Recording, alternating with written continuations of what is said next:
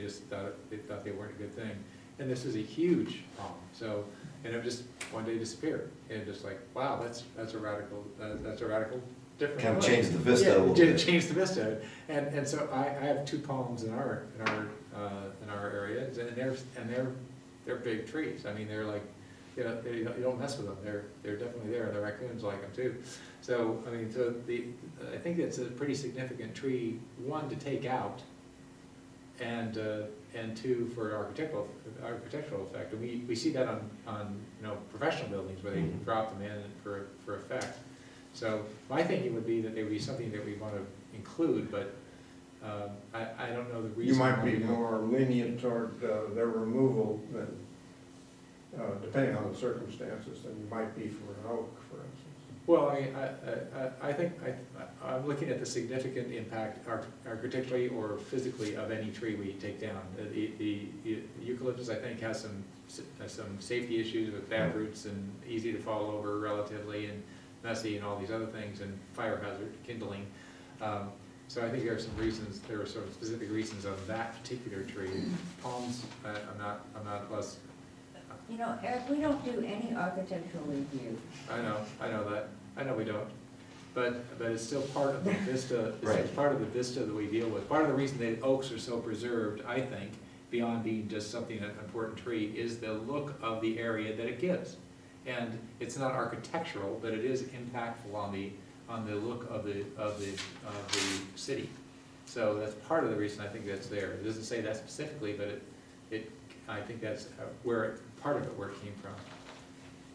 Yeah, I think the most significant trees in town are the oaks and the redwoods. Yeah. And to me, they should be considered above all others. The eucalyptus, I think, the hazards have been well documented. And then the Monterey pines, that to me, and I'm no arborist, but the sprawling roots of the Monterey pines seem to be the big deterrent to those. And if I'm a homeowner and I come into a lot and I see roots that somebody could trip on, or something, roots that might get into the way of the foundation of the house, I'd like to take down that tree now. So I can see where they would be off the list. And the Monterey pine's a very short-lived tree. And with the drought years we've had the last 2, we have quite a few requests for removal for Monterey pine because they're dying. They have bark beetles and things like that. And someday there will be no Monterey pines in Atherton, just because they're slowly going to die out and no one's planting them. So Some of us can't live that long. But seriously,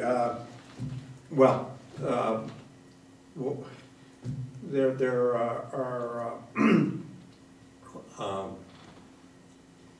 I think there's some question about whether palms should be removed from the protected list.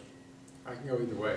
Yeah, we can leave it in, and then if we do have a request, you can make your judgment at that time.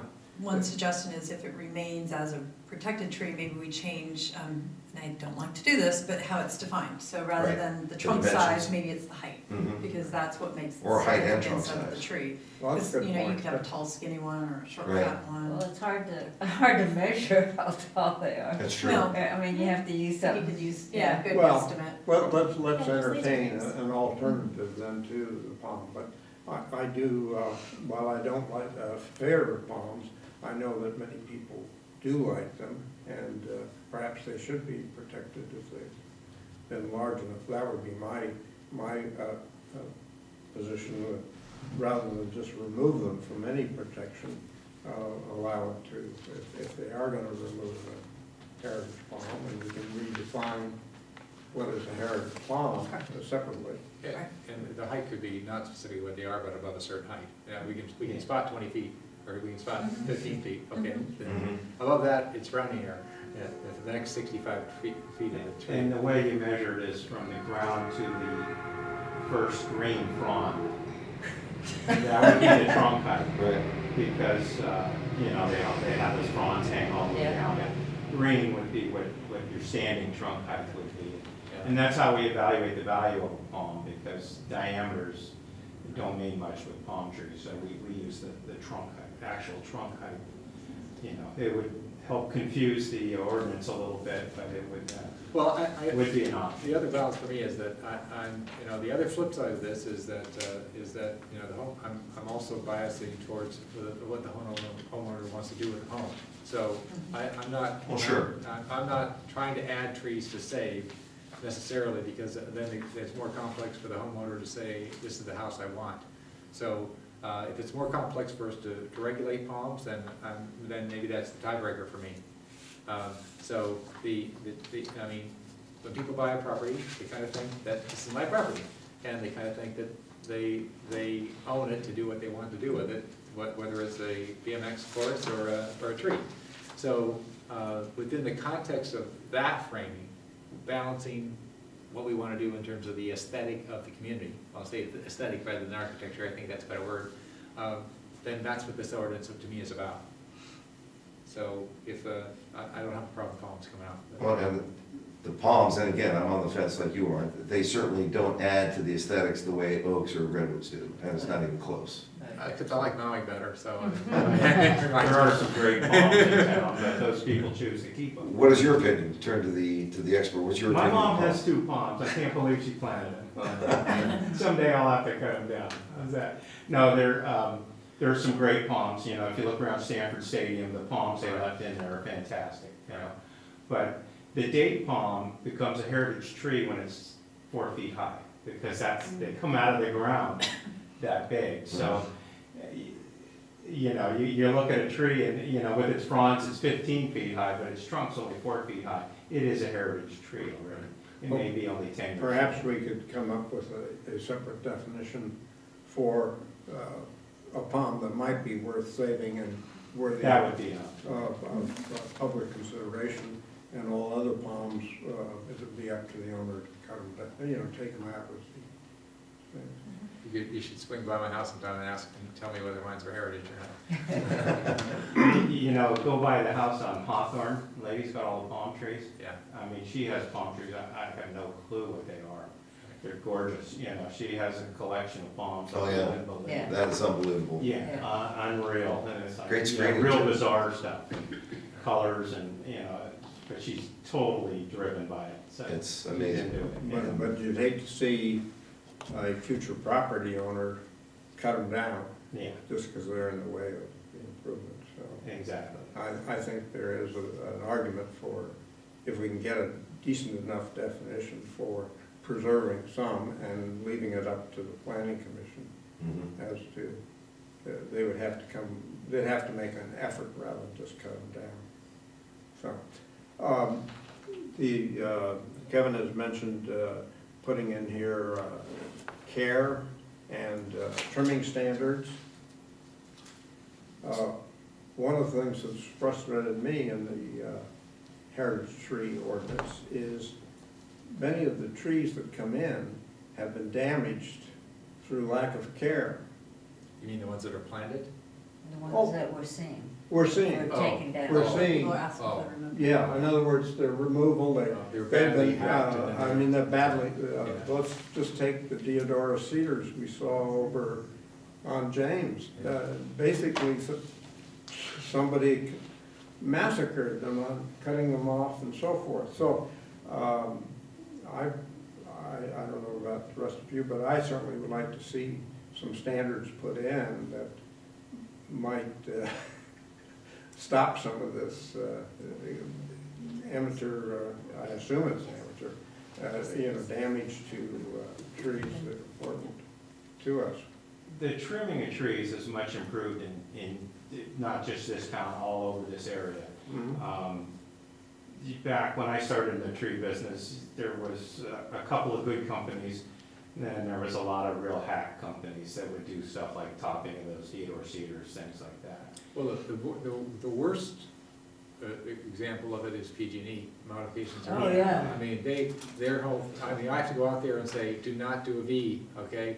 The worker, you know, either cut them off or, but I mean, I have pictures in other towns of the power line, and they just came in, there's a V in the middle of the tree. Yeah. You're like, that's your idea? That's your idea? about Yeah, power line? that's- Yeah, Yeah. PG&E ought to be. Yeah. That's a whole bunch of meetings, Yeah. trying to get them solved. But yeah, that's true, and their work could be better, and it's a constant fight with You PG&E. know, they're low bid, that's Yeah. what you can tell, it's low bid.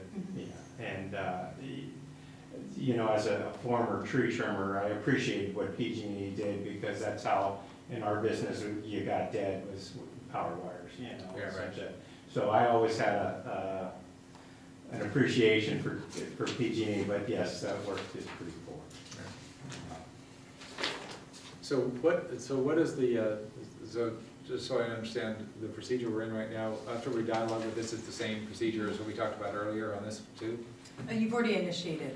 Well, we've already So, started on and this we've had a thing. couple of meetings. What I would propose is, so that we can move along, and perhaps we could devote half hour to each meeting, you know, bring the commissioners up to date, is to appoint a subcommittee, and who would work, this would be similar to what Phil Lively and William Grenley did on the noise, where you Special event ordinance. yeah, special, and came up and we presented to the planning commission and so forth. I think they took several months. I would hope we don't have to take several months, but if it would be agreeable with you, I'd like to just appoint the subcommittee, we'll sit down, and each month we'll report to the rest of the commissioners as to any changes that are incorporated.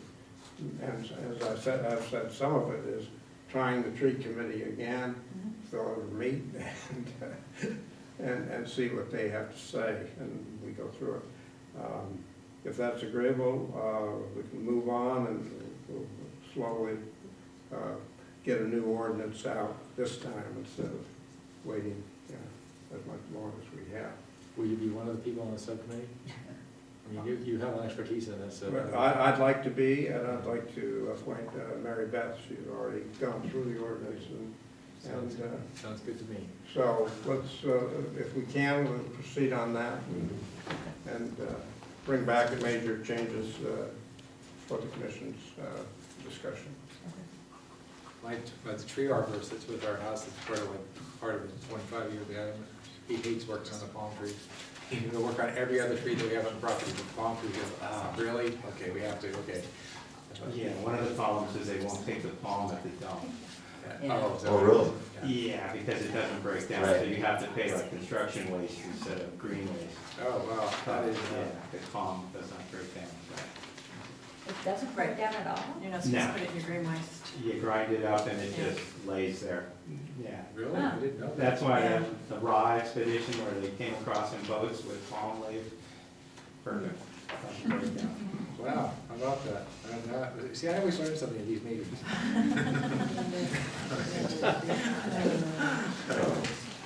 See, all right, we're coming. How about paying tuition? All right, let's move on then to the next item, which is to discuss possible changes to the accessory building definition and regulations. Do we have a staff report on that, or? Pretty brief. This was brought up at a previous meeting as a concern from a neighboring property owner, and the planning commission did decide that they wanted to take a look at the ordinance and possibly make some revisions. The concern was really that the accessory building, or a second dwelling unit, wasn't clearly defined as being an accessory building. So there was some confusion as to where they could be located, and the neighbor did not think that you could temporarily habitat in an accessory structure like a pool house or a guest house. So that was the initial concern. And I agree that, it's certainly something we can have better clarity to. So we did have some suggested wording that be very clear about guest houses, occupancy no more than 30 days per year, and they must meet accessory building requirements for setbacks, and that a guest house is a detached accessory building. So we have, either you can incorporate it within the accessory building definition, or you can have a separate standalone definition. Or you could have both. Sure, you could have both. Why That not? would be easier. I mean, if you looked at the Not a problem. definition, We could put you'd both. get guest house, and then if you looked at the other accessory building, that use would be allowed. with temporary 30-day, so. Yes, so we had some suggested wording. It was also kind of discussed as an issue having this temporary occupancy of guest houses. I talked to the code enforcement officer and he says, you know, he does get a few complaints, but he is able to enforce them.